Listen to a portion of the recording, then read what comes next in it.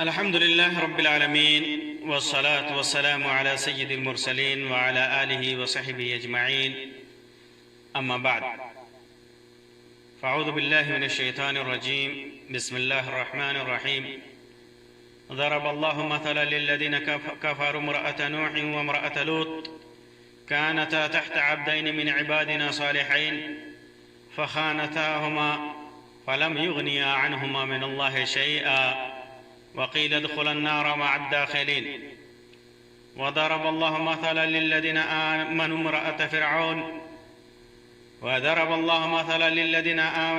امرأة فرعون إذ قالت رب ابن لي عندك بيتا في الجنة ونجني من فرعون وعمله ونجني من القوم الظالمين. ومريم ابنة عمران التي أحصنت فرجها فنفخنا فيه من روحنا وصدقت بكلمات ربها وكتبه وكانت من القانتين. محترم سامعین و ناظرین، آج کی اس مجلس میں میں ان مثالوں کا ذکر کروں گا جنہیں اللہ تبارک و تعالی نے قرآن مجید کے اندر کافروں کے لیے اور مسلمانوں کے لیے، مومنوں کے لیے ذکر کیا ہے. کس طرح کافروں کے لیے مثال کافر لوگ ہیں، کافر عورتیں ہیں، اور مومنوں کے لیے مثال مومن عورتیں ہیں. اللہ تبارک و تعالیٰ فرماتا ہے: ضرب اللہ مثلا للذین کفروا امرأة نوح وامرأة لوط. اللہ تبارک و تعالیٰ نے مثال بیان کیا کافروں کے لیے، جن لوگوں نے کفر کیا ان کے لیے اللہ تبارک و تعالیٰ نے مثال بیان کیا. کن کا؟ نوح علیہ السلام اور لوط علیہ السلام کی بیوی کی مثال. نوح علیہ السلام اور لوط علیہ السلام یہ دونوں اللہ کے برگزیدہ بندے تھے، اللہ کے نبی تھے، اس کے رسول تھے. دنیا میں اللہ تبارک و تعالی کے دین کو پھیلانے کے لیے، دین کی دعوت کی تبلیغ کے لیے آئے تھے. قرآن مجید میں ان دونوں انبیاء کرام کی دعوتی خدمات کا بے شمار ذکر موجود ہے. اس راستے میں ان کی کوششوں اور ان کے اوپر آنے والی پریشانیوں کا ذکر ہے. کس طرح لوگوں نے ان کا انکار کیا، پھر اللہ تبارک و تعالیٰ نے اس انکار کی وجہ سے کس طرح ان کی قوم کو عذاب میں مبتلا کیا. جن لوگوں نے ان انبیاء کرام کا انکار کیا، ان انبیاء کرام کو جھٹلایا، ان انبیاء کرام کو پریشانی میں مبتلا کیا، ان میں اور لوگ تو تھے ہی، دوسرے تو تھے ہی، خود ان کی بیویاں بھی تھیں. ان کی بیویاں بھی تھیں اور ان کی بیویوں نے ان کا انکار کیا، ان کو جھٹلایا. اللہ تعالیٰ فرماتا ہے کہ یہ میں دونوں عورتیں جو نوح علیہ السلام کی اور لوط علیہ السلام کی بیویاں تھیں، یہ دونوں میرے نیک بندوں کی بیویاں تھیں، لیکن انہوں نے کیا کیا؟ فخانتاہما، ان لوگوں نے ان دونوں کی خیانت کی، دونوں کے ساتھ خیانت کی، بدعہدی کی. مفسرین لکھتے ہیں کہ خیانت سے مراد وہ خیانت نہیں ہے جو ایک عورت اپنے شوہر سے کرتی ہے، بلکہ خیانت سے مراد بددینی ہے، دین کا انکار ہے، ان کی لائی ہوئی شریعت کا انکار ہے، ان کی لائی ہوئی شریعت کا انکار ہے. ان کی خیانت ان کے دین کا ایک انکار ہے. ایسا نہیں ہے کہ وہ بدکار تھیں، کیونکہ انبیاء بدکار عورتوں سے شادی نہیں کرتے، وہ بدکار نہیں تھیں، لیکن انہوں نے خیانت کیا، جو دین وہ لے کر کے آئے تھے اس دین کا انکار کیا، کافروں کی مدد کی، ان کے خلاف ظالموں کی مدد کی، دشمنوں کی مدد کی، کافروں کی مدد کی۔ نوح علیہ السلام کی بیوی کافر تھی، اس نے نوح علیہ السلام کا انکار کیا، ان کے لائے ہوئی شریعت کا انکار کیا، ایک اللہ کی عبادت کا انکار کیا، لوگوں سے کہا کرتی تھی انہ مجنون، یہ نوح یہ پاگل ہے، یہ پاگل ہے، اور نوح علیہ السلام کی باتوں کو جھٹلاتی تھی اور ان کی باتوں کو جا کر کافروں کو بتاتی تھی اور ان کو تکلیف دینے میں کافروں کا ساتھ دیتی تھی۔ اور لوط علیہ السلام کی بیوی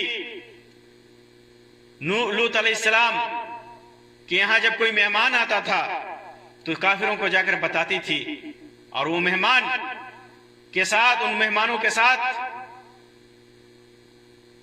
وہ کافر بدفعلی کرنا چاہتے تھے، جیسا کہ لوط علیہ السلام کی قوم میں لواطت کی بیماری عام تھی، اور اس بیماری سے، اس گناہ سے اللہ کے نبی لوط علیہ السلام روکنا چاہتے تھے قوم کو، اور وہ لوگ ان کا ٹھٹھا اڑاتے، مذاق اڑاتے، یہاں تک کہ ان کے یہاں جو مہمان آتے یہ عورت جا کر کے ان لوگوں کو بتا دیتی کہ ان کے یہاں مہمان آئے ہوئے ہیں، خوبصورت ہیں، تم لوگ جا کر بدفعلی کرو۔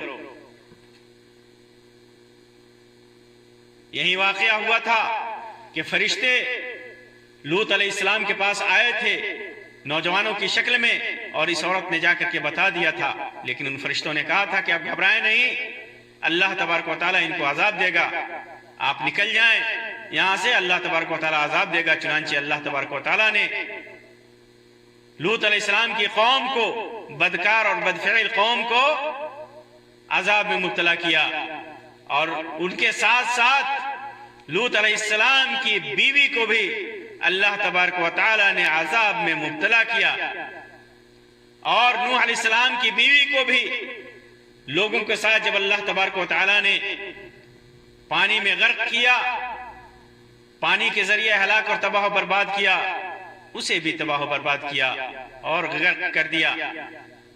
اسی وجہ سے اللہ تبارک و تعالیٰ، اگرچہ یہ نیک لوگوں کی بیویاں تھیں، انبیاء کرام کی بیویاں تھیں، نیک گھر میں رہتی تھیں، اس کے باوجود ان کے کفر کی وجہ سے، ان کے انکار کی وجہ سے، کفر کے اقرار کی وجہ سے، اور نبی کے ساتھ خیانت کی وجہ سے اللہ تبارک و تعالیٰ نے کیا فرمایا؟ فَلَمْ يُغْنِيَا عَنْهُمَا مِنَ اللَّهِ شَيْئًا، ان کو نبی کی قرابت، نبی کی زوجیت، نبی کا شوہر ہونا کوئی فائدہ نہیں پہنچایا، کوئی فائدہ نہیں پہنچا۔ وہ ایک نبی کی بیوی تھی، نبی کی بیوی تھی، اللہ کے نیک بندے کی بیوی تھی، نیک گھر میں تھی، لیکن یہ قرابت، یہ رشتہ داری، یہ زوجیت، کوئی چیز ان کے کام نہ آ سکا، کوئی چیز ان کی مدد نہ کر سکی، اور اللہ تبارک و تعالیٰ نے انہیں تباہ و برباد کیا۔ وَقِيلَ ادْخُلَ النَّارَ مَعَ الدَّاخِلِينَ، اور کہا کہ جاؤ جہنم میں جانے والوں کے ساتھ تم بھی جاؤ۔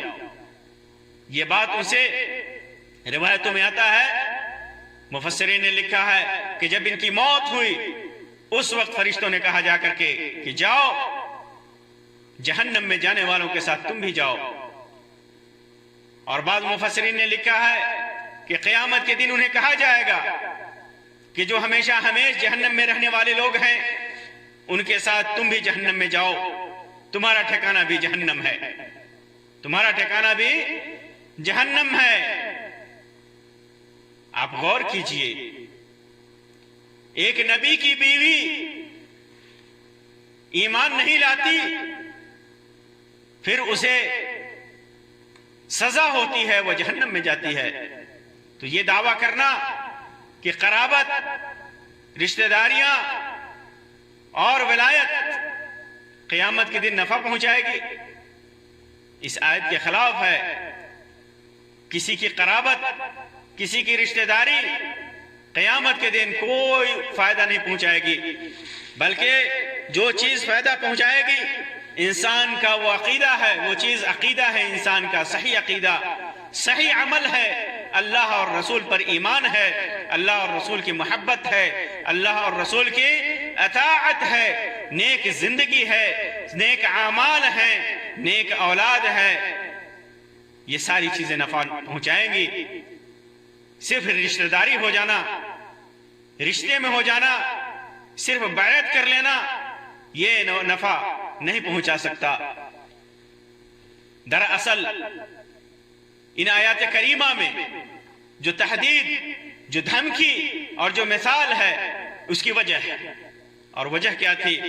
اللہ کے رسول صلی اللہ علیہ وسلم کی بیویوں کو چتایا گیا ہے۔ اس میں، ان آیات میں اللہ تبارک و تعالیٰ نے اپنے نبی آخر الزمان محمد صلی اللہ علیہ وسلم کی بیویوں کو، ازواج مطہرات کو چتایا ہے، انہیں دھمکایا ہے، انہیں بتایا ہے کہ تم صرف نبی کی بیوی ہو، یہ چیز تمہارے لیے فائدہ مند نہیں ہے۔ فائدہ مند تمہارے لیے یہ ہے کہ تم لوگ نبی کی اطاعت کرو، نبی کی فرما برداری کرو، نبی سے محبت کرو، نبی سے محبت کرو۔ وجہ یہ تھی کہ اللہ کے رسول صلی اللہ علیہ وسلم اپنی بیویوں کے پاس جایا کرتے تھے، اپنی تمام بیویوں کے پاس جایا کرتے تھے۔ ان میں ایک بیوی تھی زینب بنت جحش رضی اللہ تعالی عنہ، زینب بنت جحش رضی اللہ تعالی عنہ، جن کے پاس اللہ کے رسول صلی اللہ علیہ وسلم، صحیح بخاری اور صحیح مسلم کی روایت ہے، زینب بنت جحش کے پاس کچھ دیر زیادہ ٹھہرتے۔ وجہ یہ تھی کہ ان کے پاس شہد ہوا کرتا تھا، ہنی ہوا کرتا تھا، شہد۔ اللہ کے رسول صلی اللہ علیہ وسلم جاتے اور آپ کو شہد بہت زیادہ پسند تھا، تناول فرماتے،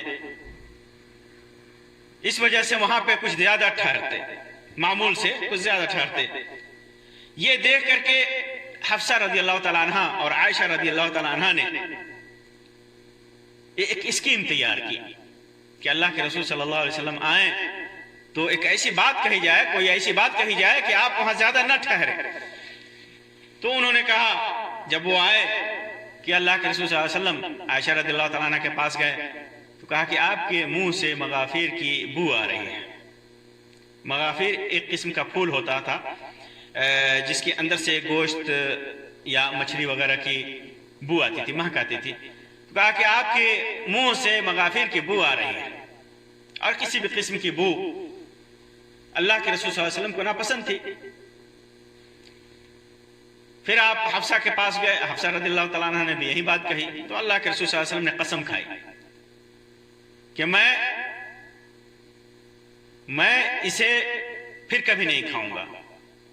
تو اللہ تبارک و تعالیٰ نے وہاں پر آپ کو تنبیہ بھی کی، لِمَ تُحَرِّمُ مَا أَحَلَّ اللَّهُ لَكَ تَبْتَغِي مَرْضَاتَ أَزْوَاجِكَ، اے نبی، بیویوں کو خوش کرنے کے لیے تو آپ کیوں حلال چیز کو جسے اللہ نے آپ کے اوپر حلال کر رکھا ہے حرام کر رہے ہیں؟ آپ اللہ کا حکم مانیے۔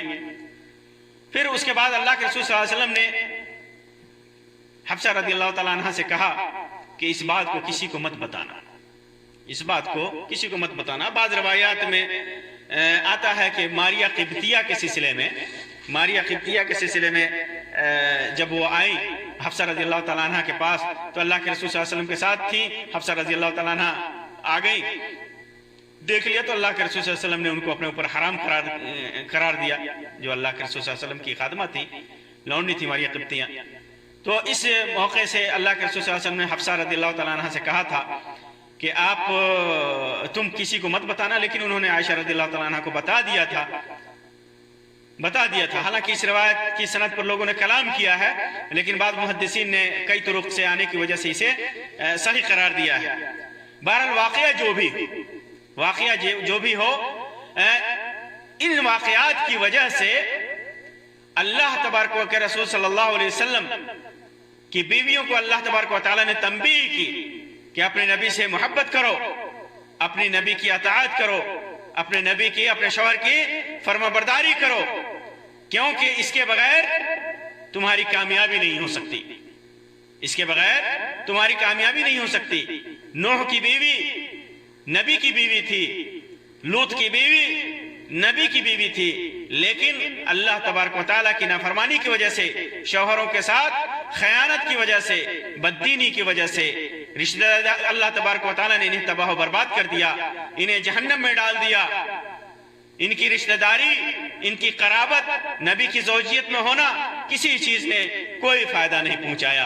तो ये मिसाल अल्लाह तबारक व तआला ने काफिरों के लिए रखी है कि तुम चाहे जितने बड़े ओहदे पे पहुंच जाओ, जितने बड़े इंसान के रिश्तेदार हो, तुम्हारे लिए ये रिश्तेदारी काम नहीं देगी। खुद अल्लाह के रसूल सल्लल्लाहु अलैहि वसल्लम ने कहा था अपने अहले खानदान से, सफिया रज़ियल्लाहु ताला अन्हा अपनी फूफी से कहा था कि सफिया, मैं तेरे लिए कोई काम नहीं दूंगा क़यामत के दिन। फातिमा रज़ियल्लाहु ताला अन्हा से कहा था कि जो मांगना है दुनिया में मांग लो, आखिरत में मैं तुम्हारे किसी काम नहीं आऊंगा। अपने चचाओं से कहा था, अपने खानदान वालों से कहा था कि मैं किसी के कोई काम नहीं आऊंगा। तो सिर्फ रिश्तेदारी होना ये फायदामंद नहीं है, बल्कि अमल चाहिए, ईमान चाहिए, अकीदा चाहिए। फिर उसके बाद अल्लाह तबारक व तआला ने दूसरी मिसाल भी बयान की। किनके लिए? नेक लोगों के लिए, अहले ईमान के लिए। फरमाता है, वदरबल्लाहु मसलन लिल्लज़ीना आमनू इम्रअत फ़िरऔन, उन लोगों के लिए अल्लाह तबारक व तआला ने मिसाल बयान की जो अहले ईमान है। किसकी? फ़िरऔन की बीवी की। फ़िरऔन की बीवी की मिसाल बयान की। इज़ क़ालत, फ़िरऔन की बीवी कौन थी? फ़िरऔन की बीवी आसिया बिनते मुज़ाहिम, उनका नाम था आसिया बिनते मुज़ाहिम। ये फ़िरऔन की बीवी वो बीवी थी जिन्होंने मूसा अलैहिस्सलाम को दरिया से लिया था, दरिया से उठाया था। होता यह था कि फ़िरऔन जो भी उस खानदान में पैदा होता कोई बच्चा, तो उसे कत्ल करवा डालता, इस डर से कि बाद में वो उसकी मुखालफत न करे, उसके लिए वबाले जान न बने। इस वजह से जब मूसा अलैहिस्सलाम पैदा हुए तो उनकी माँ को अल्लाह तबारक व तआला ने कहा था कि या तो दूध पिलाओ, और अगर तुझे खौफ है फ़इज़ा ख़िफ़्ति अलैहि फ़अल्क़ीही फ़िल यम, तो उसे दरिया में डाल दो। वला तख़ाफ़ी वला तहज़नी, डाल करके घबराना नहीं, गमगीन मत होना। अल्लाह उसको इन्ना राद्दूहु इलैक व जाइलूहु मिनल मुरसलीन, मैं उसे लौटाऊंगा तुम्हारे पास और नबियों में से बनाऊंगा। फिर उसके बाद उस दरिया में से, उस बॉक्स में से, जिस बॉक्स में भेज डाला था, फ़िरऔन की बीवी ने फ़ल्तक़तहु आलु फ़िरऔन, फ़िरऔन की बीवी ने, आल ने उसे उठा लिया उस डब्बे को, और फिर खोल करके देखा तो नहायत ही खूबसूरत हसीन व जमील बच्चा है, तो उसे अपने पास रख लिया। फ़िरऔन ने उस सिलसिले में पूछा तो उन्होंने कहा कि रहने दो इस बच्चे को, हमारे लिए हमारी आंखों की ठंडक बनेगा। क़ालत इम्रअतु फ़िरऔन क़ुर्रतु ऐनिन ली व लक, मेरे लिए और तेरे लिए भी आंखों की ठंडक बनेगा। ला तक़्तुलू, उसे कत्ल मत करो। असा यनफ़अना औ नत्तख़िज़हु वलदा, शायद ये हमारे लिए आगे चलकर फायदामंद हो, या हम उसे बेटा बना ले। तो ये आसिया थी, ये मोमिन हो गई थी। और एक मजलिस में मैंने बयान किया था कि इनकी बेटी, फ़िरऔन की बेटी की खादमा جو کنگھی کرنے والی تھی وہ بھی ایمان لائی تھی، وہ بھی ایمان لائی تھی، اور یہ بھی ایمان لائی تھی۔ بعض روایتوں میں آتا ہے کہ اس کے بعد اس کے ساتھ جو معجزات اور بچوں کو بولتے ہوئے دیکھا تھا اس وجہ سے یہ ایمان لے آئے۔ بہرحال یہ ایمان لائے، موسیٰ علیہ السلام پر ایک اللہ کی وحدانیت کا اقرار کیا، تو فرعون نے جب اسے معلوم ہوا تو انہیں سزا دینی چاہیے، انہیں سزا دیا، دھوپ میں لٹا کر ان کے اوپر بھاری پتھر رکھ دیتا تھا، بھاری پتھر رکھ دیتا تھا، مختلف قسم کی تکلیفیں دیتا تھا۔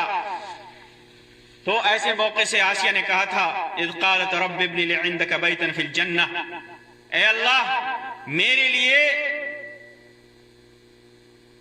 اپنے پاس سے جنت میں ایک گھر بنا دے، وَنَجِّنِي مِنْ فِرْعَوْنَ وَعَمَلِهِ وَنَجِّنِي مِنَ الْقَوْمِ الظَّالِمِينَ، فرعون اور اس کے عمل سے اور ظالم قوم سے، ان کی پریشانیوں سے، ان کی مصیبتوں سے، ان کے عذاب سے مجھے نجات دے، مجھے بچا اے رب، اے رب مجھے بچا۔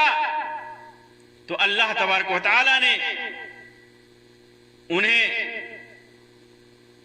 ان کے ایمان کی وجہ سے، ان کے اقرار توحید کی وجہ سے، اپنے رب سے تضرع اور دعا کی وجہ سے، اللہ تبارک و تعالی نے دنیا ہی میں ان کو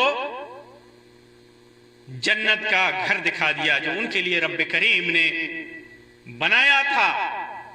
فرعون کے فتنے سے نجات دے دیا، فرعون کے تکلیفوں سے نجات دے دیا۔ اللہ کے رسول صلی اللہ علیہ وسلم نے انہی کے سلسلے میں فرمایا کہ مردوں میں مکمل تو بہت سارے ہوئے، مکمل بہت سارے ہوئے، مردوں میں مکمل بہت سارے ہوئے، کامل بہت سارے ہیں، کامل مرد بہت سارے ہیں، لیکن عورتوں میں الا مریم ابنت عمران ولم یکمل من النساء، عورتوں میں کامل مریم بنت عمران ہے جن کا ذکر آگے آ رہا ہے، اور دوسری آسیہ بنت مزاحم ہے، تیسری خدیجہ بنت خویلد ہیں اللہ کے رسول صلی اللہ علیہ وسلم کی پہلی بیوی، اور عائشہ رضی اللہ تعالیٰ عنہ کی فضیلت عورتوں پر ایسے ہے جیسے کھانوں میں سرید کی فضیلت ہے۔ سرید ایک قسم کا کھانا ہوتا ہے، گوشت اور روٹی ملا کر کے بنایا جاتا ہے، تو ان کی یہ فضیلت ہے۔ انہوں نے کہا رب ابنی لی عندک بیتا فی الجنہ، اے اللہ اب میرے لیے اپنے پاس جنت میں گھر بنا۔ جب یہ موقع آیا، فرعون آیا ان کے پاس دیکھنے کہ کیسے انہیں تکلیف دی جا رہی ہے، تو جب اسی وقت ان کو دکھایا گیا، وہ گھر دکھایا گیا، تو انہوں نے وہ مسکرائی، اپنے گھر کو دیکھ کر کے مسکرائی۔ تو فرعون نے کہا کہ تمہیں تعجب نہیں ہے کہ کس طرح یہ پاگل ہو گئی ہے، یہ ہم اسے تکلیف دے رہے ہیں، سزا دے رہے ہیں، اور یہ ہنس رہی ہے۔ تو اللہ تبارک و تعالیٰ نے اسی وقت ان کی روح قبض کر لی۔ یہ نیک لوگوں کے اور ایمان کے لیے اللہ تبارک و تعالیٰ نے مثال بیان کی کہ کس طرح ان کے ایک برے آدمی، ایک ظالم اور چابر آدمی کے پاس ہوتے ہوئے بھی ایمان اور عقیدے کی سلامتی اور بہترین عمل اور اللہ تبارک و تعالیٰ کی طرف رجوع کرنے کی وجہ سے اللہ تبارک و تعالیٰ نے دنیا ہی میں جنت میں گھر کی بشارت دے دی۔ وقت کا ظالم جو خود معبود ہونے کا دعویٰ کرتا تھا، رب ہونے کا دعویٰ کرتا تھا، مسلمانوں کو تکلیف دیتا تھا، نبی کو تکلیف دیتا تھا، اس کی بیوی ہوتے ہوئے بھی اپنے ایمان کی وجہ سے جنت میں جاتی ہے۔ پھر اس کے بعد دوسری عورت کا مثال بیان کیا اللہ تبارک و تعالیٰ نے، وَمَرْيَمَ ابْنَتَ عِمْرَانَ الَّتِي أَحْصَنَتْ فَرْجَهَا فَنَفَخْنَا فِيهِ مِنْ رُوحِنَا وَصَدَّقَتْ بِكَلِمَاتِ رَبِّهَا وَكُتُبِهِ وَكَانَتْ مِنَ الْقَانِتِينَ۔ اور اللہ تعالیٰ نے اہل ایمان کے لیے عمران کی بیٹی مریم کی مثال بیان کی، جنہوں نے اپنے شرمگاہ کی حفاظت کی. پھر ہم نے ان کے دامن میں روح پھونکی اور پھر اس کے بعد انہوں نے صدقت بکلمات ربها وکتبہ، اللہ تبارک و تعالیٰ کی شریعت کی تصدیق کی، نبی پر ایمان لائی اور اللہ کی کتابوں تورات اور انجیل پر ایمان لائی. تو کیا ہوا؟ وَكَانَتْ مِنَ الْقَانِتِينَ، اور اطاعت و فرمانبرداری کرنے والوں میں سے تھیں. یہ مریم علیہ السلام عمران کی بیٹی تھی. عمران کی ماں،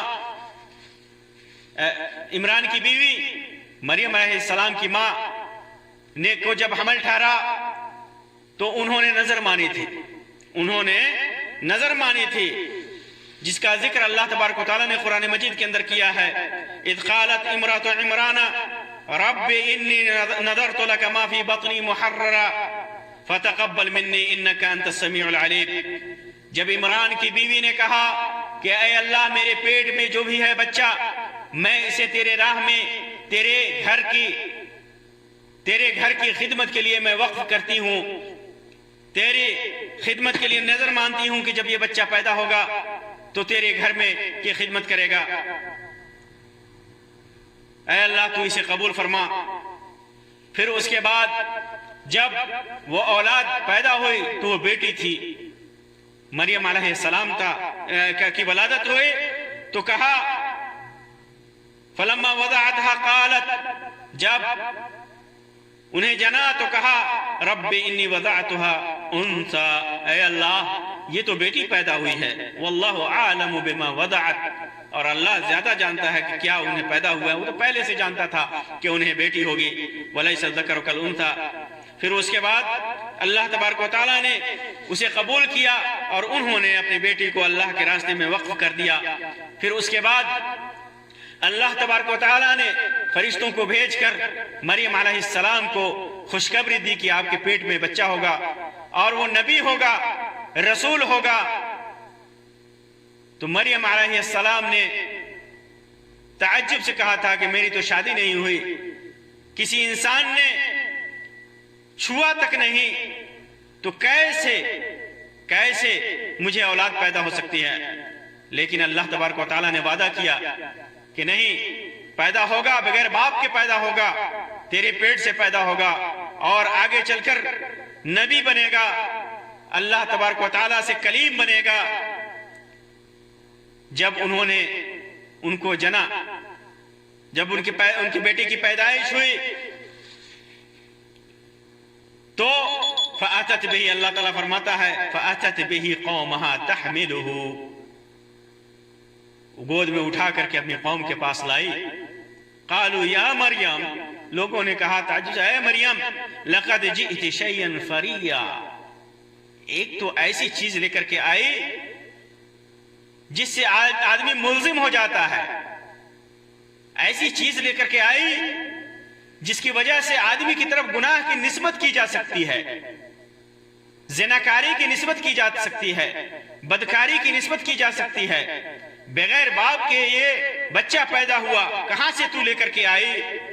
یا اخت ہارون، اے ہارون کی بہن، ما کان ابوک امرأ سوء وما کانت امک بغیہ، تیرا باپ برا آدمی نہیں تھا، تیری ماں بدکار نہیں تھی، پھر تجھے کہاں سے یہ پیدا ہوا؟ فاشارت الیہ، اشارہ کر دیا، کچھ بولا نہیں، اشارہ کر دیا کہ اس بچے سے پوچھ. قالوا، تو لوگوں نے کہا کیف نکلم من کان فی المہد صبیا، عجیب، جو بچہ دودھ پیتا بچہ ہے، گود میں ہے، ہم اس سے کیسے بات کر سکتے ہیں؟ پھر اس کے بعد اللہ تبارک و تعالیٰ کا اذن ہوتا ہے اور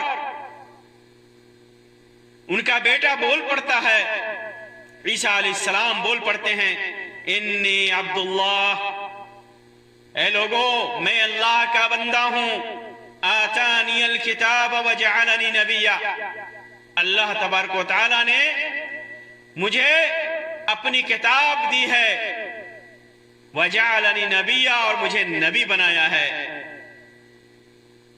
وجعلنی مبارکن اینما کنت، جہاں بھی رہوں مجھے مبارک بنایا، وأوصانی بالصلاة والزکاة ما دمت حیا، اور جب تک میں زندہ رہوں نماز اور زکوٰۃ کا حکم دیا ہے۔ وہ عورت جن کی شادی نہیں ہوئی، جن کے پیٹ سے بنا باپ کے بچہ پیدا ہو رہا ہے، الزام تراشی کے لیے ہر چیز موجود ہے، الزام تراشی کے اسباب موجود ہیں، لیکن اللہ کی وہ نیک بندی جو بچہ لے کر کے آتی ہے، اللہ تبارک و تعالی اسی بچے کے ذریعے سے ان کی پاک دامنی کو دنیا کے سامنے واضح کرتا ہے، اور اس وقت سے لے کر قیامت تک پوری دنیا مریم علیہ السلام کی پاک دامنی کی گواہ ہے، کیونکہ 7 آسمانوں کے اوپر سے ان کی پاک دامنی کا بیان اور اس کی گواہی اللہ تبارک و تعالی نے دی ہے۔ تو یہ 2 نیک عورتیں، جن میں سے ایک نیک گھرانے کی تھی، ایک انبیاء کے گھرانے کی تھی، ان کی مثال اللہ تبارک و تعالی نے مومنوں کے لیے دیا کہ کیسے انہوں نے پاک دامنی اختیار کی۔ تو اللہ تبارک و تعالی نے ان کو نیک اور اپنا مقرب بندوں میں شامل کر لیا، اپنے نیک اور مقرب بندوں میں شامل کر لیا، اور ان میں سے ایک ظالم جابر مشرک گھرانے میں پیدا ہوئی، کے گھر میں پیدا ہوئی، جو خود الوہیت کا دعویٰ کرتا تھا، رب ہونے کا دعویٰ کرتا تھا، لیکن اپنے نیک عمل کی وجہ سے، صحیح عقیدہ اور صحیح ایمان کی وجہ سے اللہ تبارک و تعالیٰ کے مقرب بندوں میں شمار کی گئی، دنیا ہی میں جنت کی بشارت دی گئی، دنیا ہی میں جنت میں ان کا گھر دکھایا گیا۔ تو یہ برے اور نیک لوگوں کی مثال اللہ تبارک و تعالیٰ نے ہمارے سامنے رکھی ہے، اور اسے اس لیے بیان کیا کہ ہم انسان اللہ تبارک و تعالیٰ کے لیے اپنے کو وقف کر دیں، اللہ تبارک و تعالیٰ پر اپنے ایمان کو اور اپنے عقیدے کو درست کر لیں، اللہ تبارک و تعالیٰ ہی کی طرف رجوع کریں، کسی رشتہ داری اور کسی قرابت پر اعتبار نہ کرے کہ وہ قرابت اور رشتہ داری بروز قیامت ہمارے لیے نفع بخش ہوگی۔ اللہ تبارک و تعالیٰ سے دعا ہے کہ اللہ تبارک و تعالیٰ ہمیں نیک اعمال کرنے کی توفیق عطا فرمائے، ہمیں نیکیوں کی توفیق عطا فرمائے، برائیوں سے دور رہنے کی توفیق عطا فرمائے۔ اللہ تبارک و تعالیٰ ہمارے عقیدہ اور ایمان کو صحیح اور مضبوط کر دے اور اپنے نیک اور مقرب بندوں میں شامل کرے۔ آمین یا رب العالمین، وآخر دعوانا ان الحمدللہ رب العالمین، وصلی اللہ علی خیر خلقہ وسلم، والسلام علیکم ورحمۃ اللہ وبرکاتہ۔